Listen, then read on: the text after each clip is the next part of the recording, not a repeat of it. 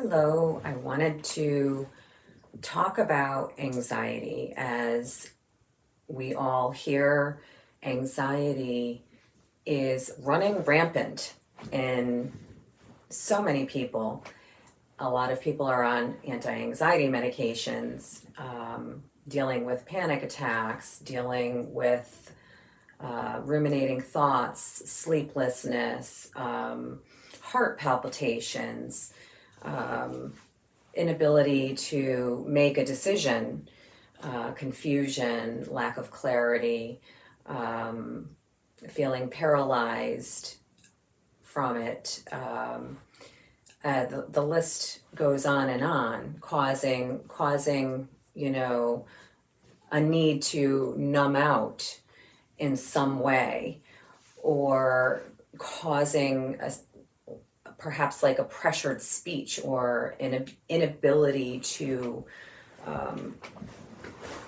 manage that energy, and it just kind of oozes out of us and comes out at people. And sometimes it comes out because it's so heavy, and it really weighs. It can weigh us down.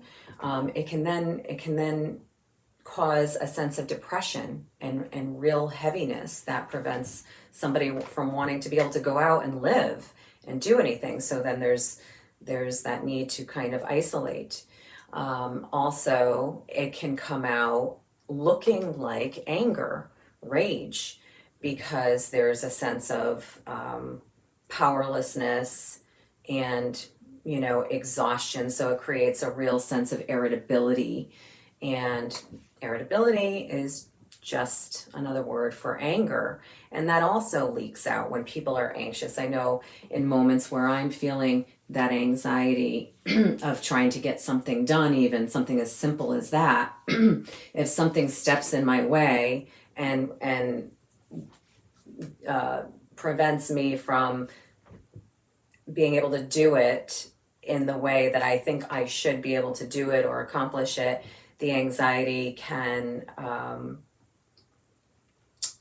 just come out sideways as anger, because the anxiety was all built up inside of me, and then that one last straw happens, and I can, kind of have a tantrum of some kind. And that's another way that anxiety expresses itself, as anger. I want to propose another way of looking at anxiety. Anxiety is that storm of emotions that are inside of us, trapped. Anxiety is all of those emotions. I don't say that anxiety is just fear, although some people would define anxiety as fear. Anxiety is fear. Anxiety is confusion. Anxiety is anger. Anxiety is shame. Anxiety is self-pity. Anxiety is a sense of powerlessness. Anxiety is, guilt. Anxiety is loneliness. So it goes on and on. Anxiety is all of those emotions that sit inside of our hearts that we don't sit still enough to acknowledge and to be with and process in an intentional way and in a compassionate way. Many of us were not taught how to do that. And so we learn how to be anxious, because all of those feelings sit inside of our heart, and we think that we just have to solve the problems. We have to think about the problems and figure them out, or process it just mentally. Decide what judgment I should cast about myself or others or life or the world, or kind of reinforce my own victimhood. This is all a mental thing. We go into our thinking in order to deal with emotions. Because we go into our thinking, we leave everything in our hearts, and we reinforce the negative effects of those emotions that are most of the time based on dishonesty with ourselves or a lack of understanding, i.e., ignorance, things that we just don't know or understand, because our mind is controlling everything and telling us lots and lots of stories. And so, the way that we must learn how to conquer anxiety, also, I need to say that anxiety is, we become so attached. I consider it an addiction. We become so attached to anxiety because it's, we're lying to ourselves. We think if we think about it and obsess about it and worry about it and that somehow that's giving us some kind of sense of control. It's not giving us control. We're losing control. Those are all lies. Those are all habits. So dealing with it means that we have to sit still. We have to find stillness within. We have to make a decision to believe that this anxiety is just a bunch of habits created in the mind because the mind has not been mastered. It is full of misinformation, like viruses in a computer that we've just been absorbed and conditioning throughout our lives. And so it's really about dropping down into our hearts and being with those emotions and identifying all that stuff that's in there that we haven't taken the time to compassionately be with and heal by bringing truth to those feelings and those stories that are sitting inside of our hearts. Our heart is feeling this pain, this discomfort, this disease, which dis-ease, obviously, and disease, it can eventually turn into disease. So because of the way that we're not dealing and being fully present and doing the work to grow and connect with truth. There's so many things that are holding us back from doing that. All of the shoulds, all of the programming and conditioning that we're told, if we do this, if we do that, that will make us successful. That will make us happy. That will make us feel more whole and healed if we accomplish this or that, or if somebody just takes ownership of what they did to me, or if I can only be this way or that way, or if my relationship was this way or that way.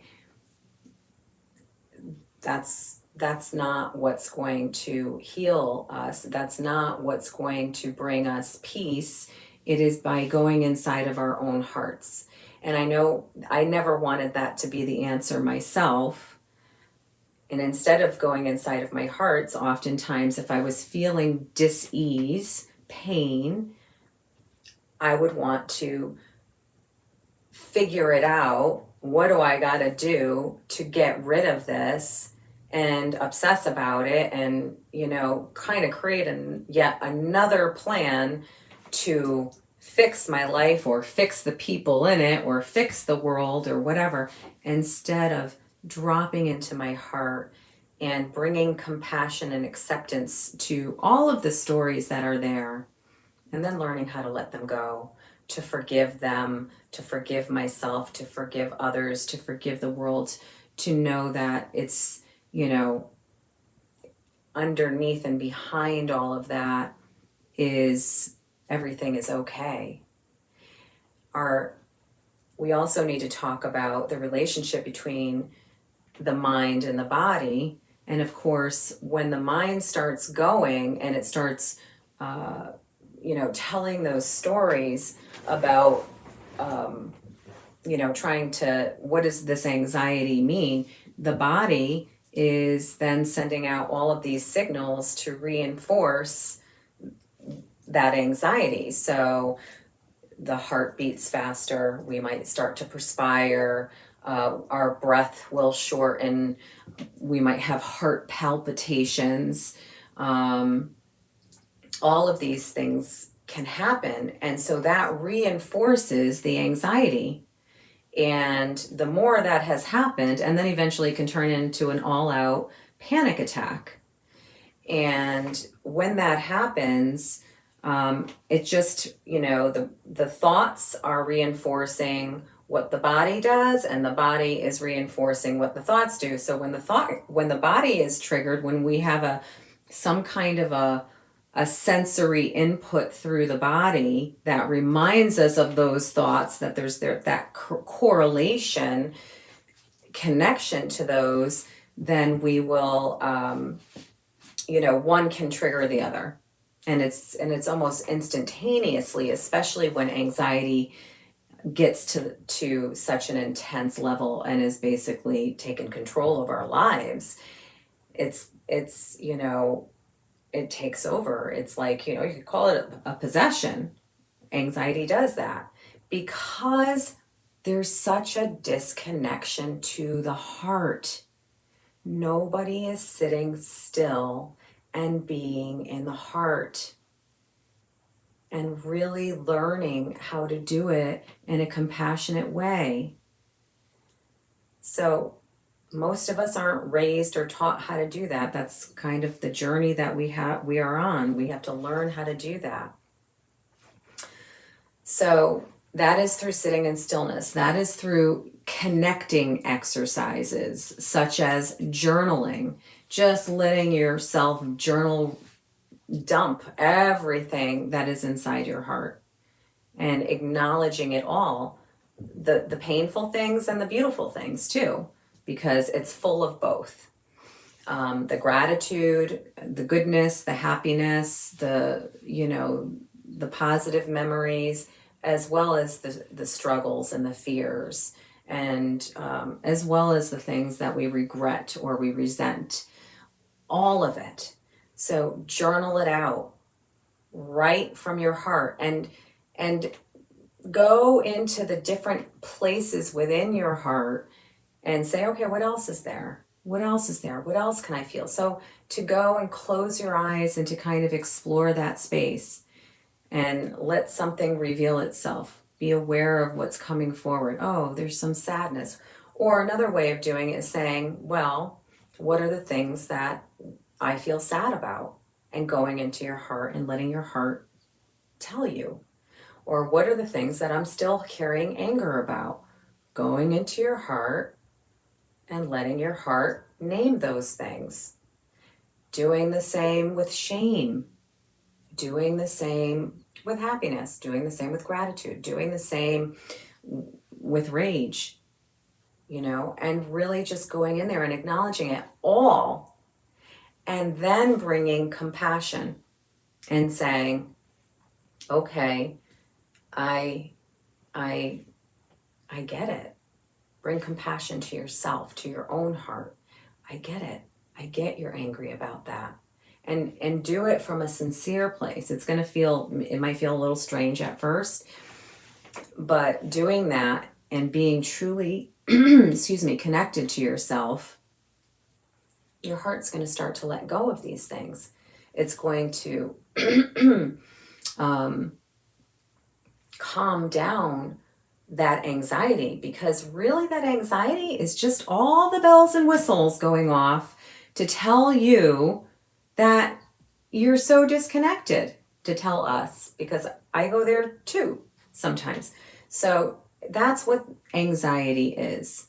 And I ask you to practice stillness. It is through that I have found so much more clarity and freedom and peace and relief from anxious thinking and anxious anxiety-filled experiences or responding with anxiety. It's because spending more time with that vulnerable human self, that heart is a way of giving yourself what you need, that quiet and that compassion.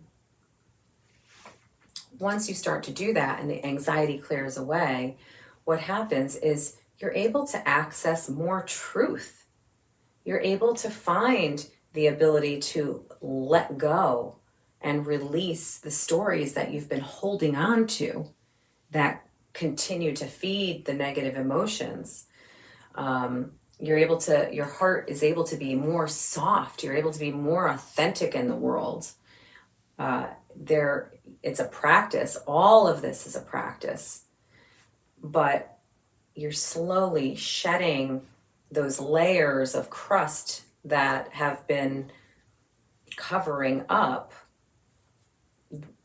your heart. And within your heart space, that is the potential of experiencing what is truly the experience of divine love, which is what we are all seeking, is the truth of divine love. When we have that, forgiveness of ourselves or anyone else is not even in question. It's all a practice. It doesn't come overnight. But setting out and doing the work. And the fact that so many people in the world are suffering from anxiety shows us that humanity is really struggling with this. We're not living from our hearts. We don't even know how to connect to them. And if we have an anxiety issue, that's because we are not connected to our hearts. So if you have any questions about that or you need support, don't hesitate to reach out. I can try to send you in a positive direction. Get to know and be with your heart. It's what we all are seeking, is peace within our hearts.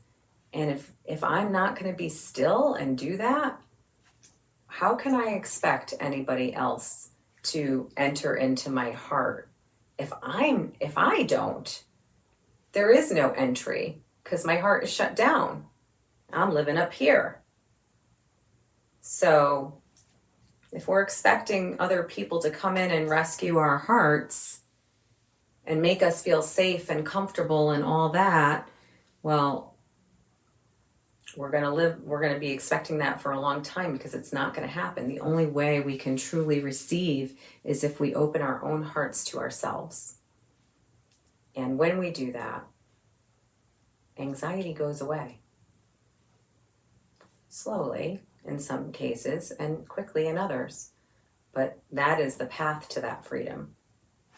Thanks. Have a great day.